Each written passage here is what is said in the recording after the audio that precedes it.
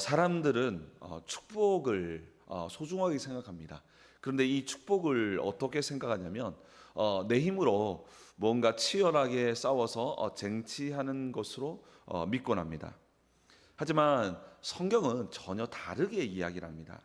축복은 인간의 힘과 노력으로 무언가 얻어내는 전리품과 같은 것이 아니라는 것입니다.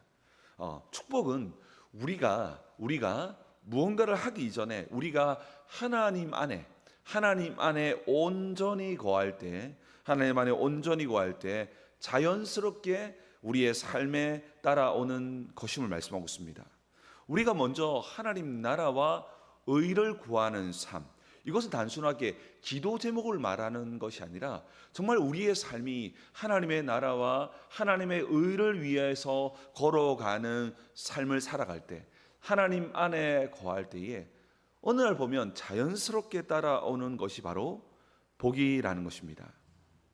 우리가 복을 받기 위해서는 우리가 어떻게 복을 받을 것인가 라는 질문을 던지기 전에 우리가 어떻게 하면 하나님 안에 거할 것인가, 우리가 어떻게 하면 하나님의 나라와 그 의를 구하는 삶이 오늘 내 일상의 삶이 될 것인가에 대한 질문을 먼저 던져야 한다고 성경은 가르치고 있습니다.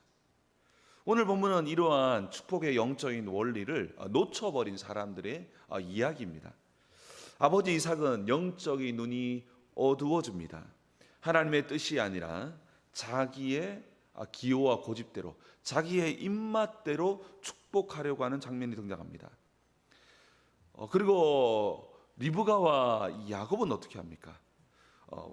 그 불안한 마음 속에서 속임수까지 사용해서 그 복을 쟁취하려고 합니다. 하나님 안에 거하지 않고 인간적인 방법을 앞세웠던 이 가정 안에는 축복 때문에 도리어 비극이 시작됩니다. 사실 하나님은 이미 오래 전부터 큰 자가 어린 자를 섬기게 될 것이라고 이미 분명히 말씀하셨습니다. 야곱은 굳이 아버지를 속이지 않아도 하나님의 약속이 있기 때문에 하나님의 때에 복이 임할 수밖에 없는 자였습니다. 만약에 야곱이 인간적인 방법들, 이런 인간적인 거짓과 술수를 내려놓고 하나님 안에 거했다면 어땠을까요? 하나님 말씀이 정말 이루어지지 않을 것 같았으나 어느 날 보니까 정말로 평안하고 영광스럽게 성취된 것을 두 눈으로 야곱은 목격했을 것입니다. 그러나 눈앞의 상황이 마치 내게 복이 오지 않을 것 같고 이 복이 에서에게 임할 것 같으니까 인간적인 방법을 취했고요. 결국 길고 오랜 이 방황의 시간들을 맞게 되는 것을 우리는 성경을 통해서 보게 됩니다. 사랑하는 성도 여러분, 내가 인간적인 방법, 수단과 방법을 동원해서 무언가 내가 쟁취해내는 것이 진짜 복의 개념이 아닙니다.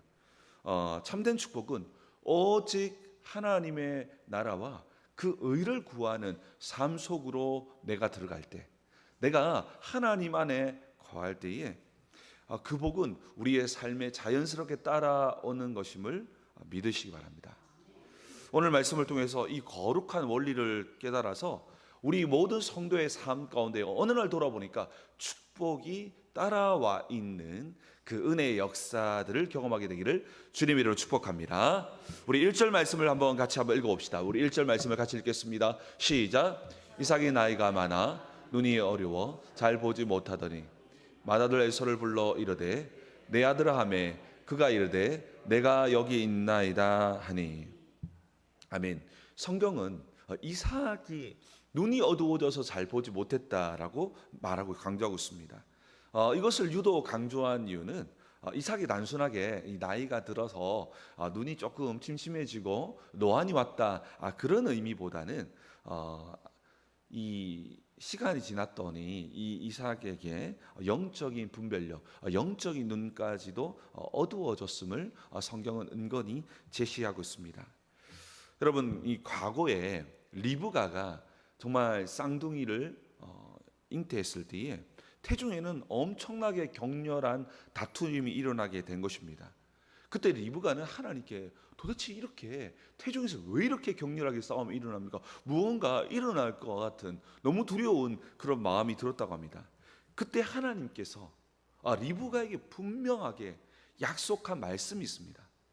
너무 배에서 태중에서 이 쌍둥이가 막 싸우니까 막 큰일 날 것 같으니까 하나님께 걱정되어서 그렇게 이야기했더니 하나님이 직접 했던 약속이 있습니다. 우리 창세기 25장 23절 말씀인데요. 우리 자막을 보면서 같이 한번 읽겠습니다. 시작.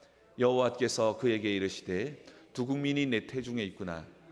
내 민족이 내 복중에서부터 나누리이다. 이 민족이 족속보다 강했고 큰 자가 어린 자를 섬기리라 하셨더라. 아멘. 리브가는 이미 답을 가지고 있습니다. 뭡니까? 큰 자는 이 에서를 말하거든요. 어린 자를 섬기리라 하는 이 예언을 그때 하나님께 받았습니다. 하나님의 이 예언은 이처럼 명확하게 둘째 야곱을 이미 향해 있었습니다. 그런데 이삭의 행동은 어떻게 행동합니까? 이 이야기를 들었고 리브가로부터 이 이야기를 들었음에도 불구하고 이 이삭은 하나님의 뜻보다는 자기의 입맛을 더 중요하게 생각하죠. 당시에는 장남들이 뭔가 큰 복을 받고 또 더 많은 재산을 받고 이런 분위기가 우리도 얼마 전까지만 해서도 있었지 않았습니까? 이런 것들이 더 심했기 때문에 그런 원리들과 따라서 그냥 에서에게 축복하려고 하는 모습들을 보게 됩니다.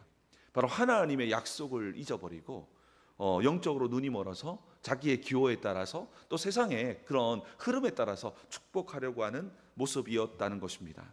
그러면서 우리 6절 7절 말씀, 창세기 27장 6절 7절 말씀도 같이 읽겠습니다. 시작. 리브가가 그의 아들 야곱에게 말하 이르되 내 아버지가 내 형 에서에게 말씀하시는 것을 내가 들으니 이르기를 나를 위하여 사냥하자 가져다가 별미를 만들어 내게 먹게 하여 죽기 전에 여호와 앞에서 내게 축복하게 하라 하셨으니 아멘.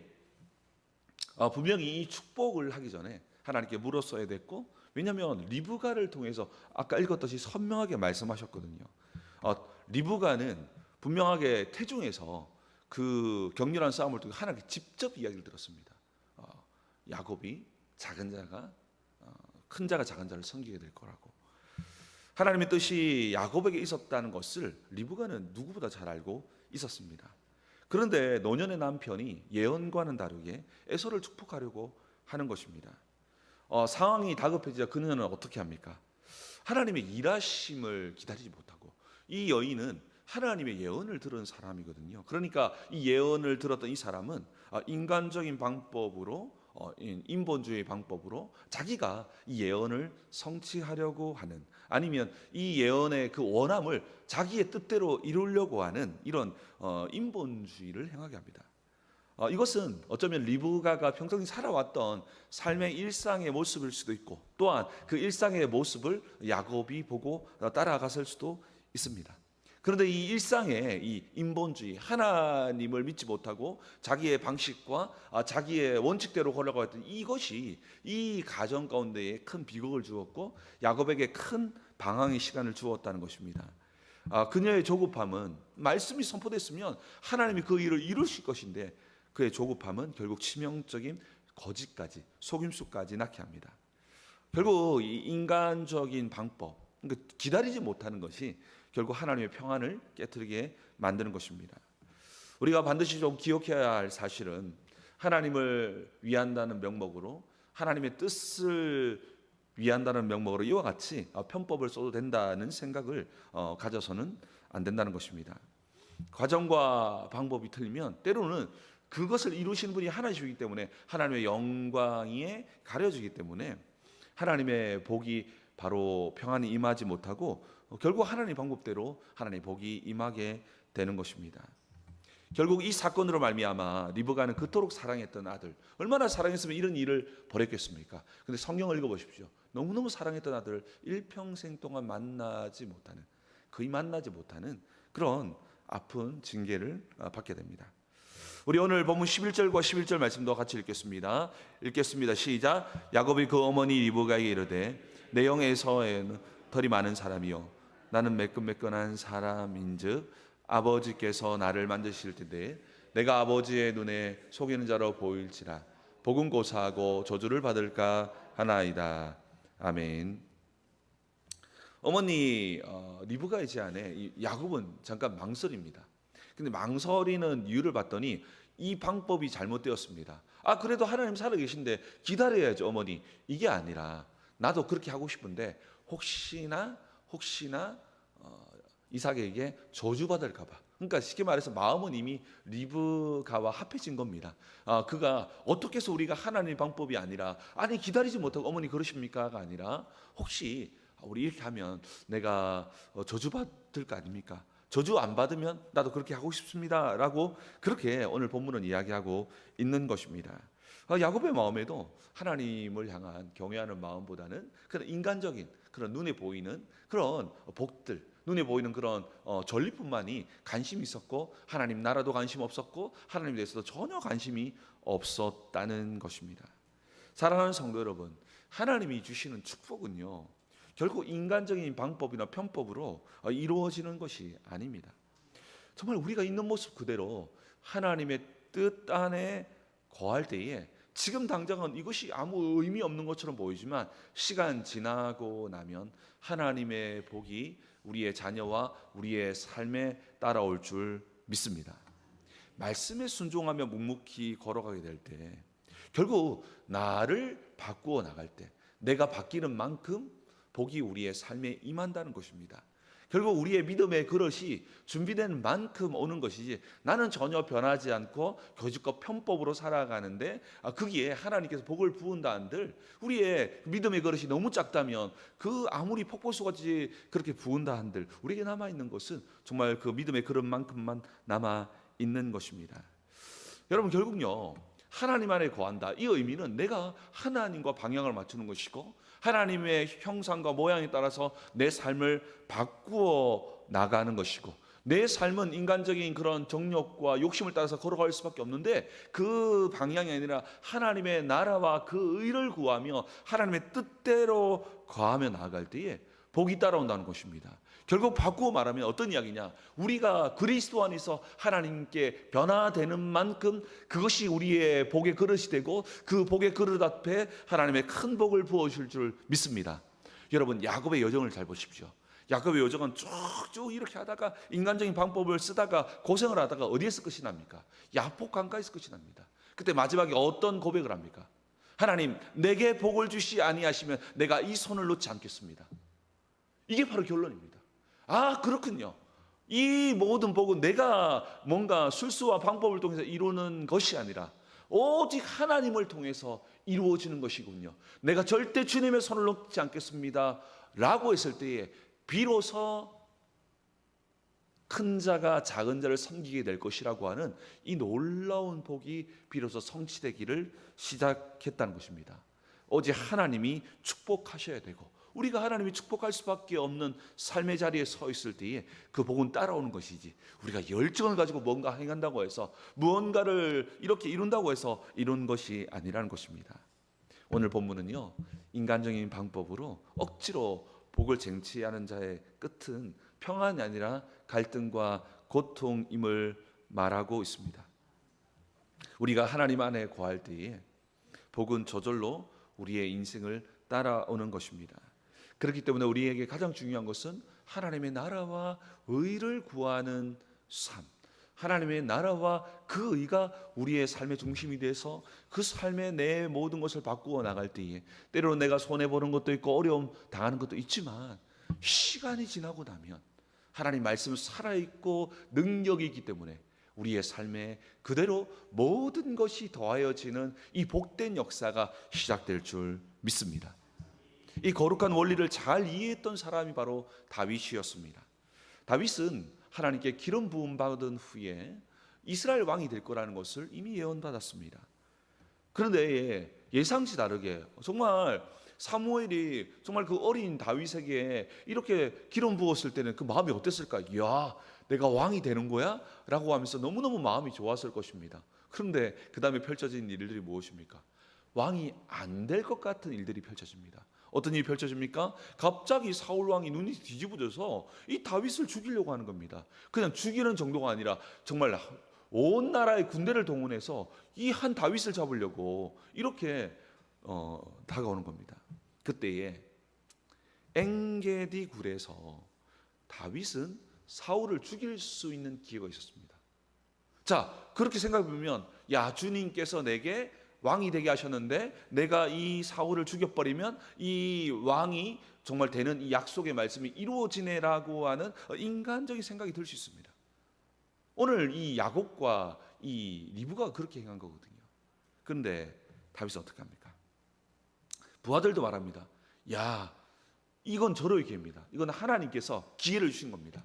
지금 이 시간에 바로 사울을 죽여버리면 이 하나님의 말씀이 성취되니까 너무너무 기회 주신 거 너무 감사합니다 하면서 이 부하들도 이렇게 다윗에게 그렇게 하라고 부축입니다. 그런데 다윗은 그렇게 하지 않습니다. 하나님께서 기름 부음 받은 자를 내가 손댈 수 없다라고 이야기하면서 끝까지 손대지 않고 옷자락만 베게 됩니다. 왜 그렇습니까? 이것은, 이 복이라는 것은 내가 막 쟁취하는 것이 아니라 하나님의 뜻 앞에 순종할 때 따라오는 것임을 다윗은 너무나 잘 알았기 때문입니다. 그때 다윗은 하나님께 기름 부음 받은 자, 쉽게 하나님이 세운 자는 하나님이 폐해야지 어떻게 인간이 손을 씻냐라고 하면서 끝까지 손을 대지 않게 됩니다. 결국 어떻게 됩니까? 다윗은 하나님 앞에서 위대한 왕으로 높임받게 되는 것을 보게 됩니다. 성경은 축복의 원리를 또한 이렇게 말하고 있습니다. 신명기 28장 2절에 이렇게 말합니다. 내가 내 하나님 여호와의 말씀을 청종하면 이 모든 복이 내게 임하며 내게 이르되. 여러분, 정말 그렇습니다. 여러분, 우리는 소리 없이 무언가 예를 들면 약간 부흥사님들이 입을 크게 열면 크게 준다 이런 식으로만 생각해서는 절대로 안 됩니다. 입을 크게 열으라는 것은 우리의 삶이 정말 하나님 나라와 의에 걸맞게 헌신하고 충성하고 정말 그렇게 걸어갈 때 우리 하나님께서는 그와 같이 큰 은혜를 주실 줄 믿습니다. 우리는 바뀌지 않고 이런 인간적인 방법으로 이런 기복적인 방식으로 그렇게 구하는 것은, 성경은 그렇게 말하는 것이 처음부터 아니었습니다. 우리가 여호와의 말씀을 청종하는 건 너무 중요합니다. 여러분, 심리학에서 역노력의 법칙 중에 역노력의 법칙이라는 법칙이 있습니다. 무언가를 얻으려고 발버둥 치고 무언가 의식적으로 애를 쓰면 쓸수록 원하는 결과에서 더 멀어진다는 법칙입니다. 이것은 어떤 법칙이냐면, 불면증을 생각해 보십시오. 내가 기필코 꼭 자야 돼 라고 막 생각하면 생각할수록 잠이 더 잘 오기보다 도리어 뜬 눈으로 세워지는 경우가 많다는 겁니다. 잠을 자려고 하면 내가 꼭 자야 돼, 빨리 자야 돼 생각하기보다 그 생각하지 않고 편안하게 그냥 누워 있어야지만 잠이 오게 되죠. 물에 빠졌을 때도 마찬가지입니다. 내가 막 살아남아야지 막 힘을 주고 이러면 도리어 쭉 가라앉습니다. 어떻게 해야 됩니까? 그냥 내가 죽었다 생각하고 몸에 힘을 빼고 그렇게 죽어버리면 살아나게 된다는 것이죠. 이게 바로 역노력의 법칙인데요. 어쩌면 이 축복도 좀 이와 비슷하다는 생각이 듭니다. 우리가 힘을 주어가지고 뭔가 막 얻으려고 막 눈을 뜨면 도리어 멀리 떨어져 있고, 근데 어느 날 여러분도 그런 걸 경험했을 겁니다. 어느 날 그냥 성지를 걸어가는데 오늘 딱 뒤돌아보니까 따라와 있어요. 이것이 어쩌면 하나님이 주시는 그 복의 원리일 수도 있습니다. 무슨 말입니까? 그런 것 따지기보다 우리의 삶에서 최선을 다해서 주님 나라와 주님의 의를 위해서 쭉 걸어가다 보면, 하나님 나라를 위해서 희생하고 봉사하고 충성하다 보면 어느 날 보면 돌아와 있는 것이지, 조금 하다가 뒤돌아서면 안 왔나? 이렇게 보면 도리어 그 복이 오지 않으니까 마음이 다급해서 그 복이 도리어 우리에게 오기가 쉽지 않다는 것이죠. 마음이 다급하니까 우리도 모르는 사이에 야곱과 리브가처럼 그렇게 흘러갈 수 있기 때문에 꾸준하게 하나님 나라와 그 의를 위해서, 또 교회를 위해서, 영혼을 위해서 조용히 섬기다 보면 어느 날 우리의 삶에도 약속하신 대로 모든 것이 더하여지는 주의 복이 임할 줄 믿습니다. 우리가 억지로 쟁취하려고 하기보다는 우리가 주님 앞에 서서 편안하게 걸어가다 보면 하나님께서 아무런 어려움 없이 평안한 가운데에 복을 부어 주신다는 것입니다. 때로는 우리가 너무 욕심을 부리고 너무 다급하게 복을 쟁취하려고 하면 실수하고 피곤하고 넘어질 수 있습니다. 그러나 이 축복이 따라오게 하면 우리 인생은 너무나 평안하고 영광스럽게 될 줄 믿습니다. 바로 그리스도 안에 거하기를 힘쓰시고 하나님 안에 거하기를 힘쓰는 우리의 삶이 될 때 도리어 그 순수한 마음을 가지고 하나님 앞에 거하면서 축복이 왔나 뒤돌아보고 축복이 왔나 뒤돌아보는 것보다 그냥 순수하게 하나님 나라와 그 의가 너무너무 하나님을 위해서 순수하게 걸어가게 된다면 그 은혜와 복은 더 가까이 더 빨리 우리의 삶에 오게 될 것입니다. 그리스도 안에서 하나님 안에 거하기를 힘쓰는 우리 모두 되기를 주님의 이름으로 축복합니다. 그때에 모든 것이 더해지는 이 복이 우리 늘사랑교회 모든 공동체의 모든 자녀, 모든 사업터, 모든 곳 뒤에 임하기를 주님의 이름으로 축복합니다. 우리 함께 기도하기를 원합니다. 우리 정말 기도할 때 하나님 아버지, 우리는 정말 복을 받기를 원합니다. 그러나 우리가 그것 이전에 정말로 가장 먼저 하나님의 나라를 구하며 하나님의 뜻을 구하며 주님 안에 거하기를 힘쓰며 교회와 영혼을 위해서 우리의 모든 삶을 내어드림이 우리의 삶의 기쁨이 되길 원합니다. 단지 복을 받기 위해서 걸어가기보다 그것이 기쁨이 되어져서 그렇게 걸어갔더니 하나님께서 그 복을 주시는 것이 얼마나 아름답겠습니까? 하나님 아버지, 우리의 모든 삶이 복을 받을 수밖에 없는 하나님 나라를 구하며 하나님의 뜻을 구하며 주님과 동행하며 주님과 방향을 맞추는 거룩한 삶을 회복하는 우리의 인생 될 수 있도록 도와주시고 가장 먼저 우리의 영혼이 끊임없이 변화되어지는 복의 체질로 복의 그릇으로 하나님 정말 채워나가는 우리의 삶이 되게 도와달라고 역사해달라고 우리 말씀을 기억하며 주여 한번 부르신 후에 기도합니다. 기도하겠습니다. 주여.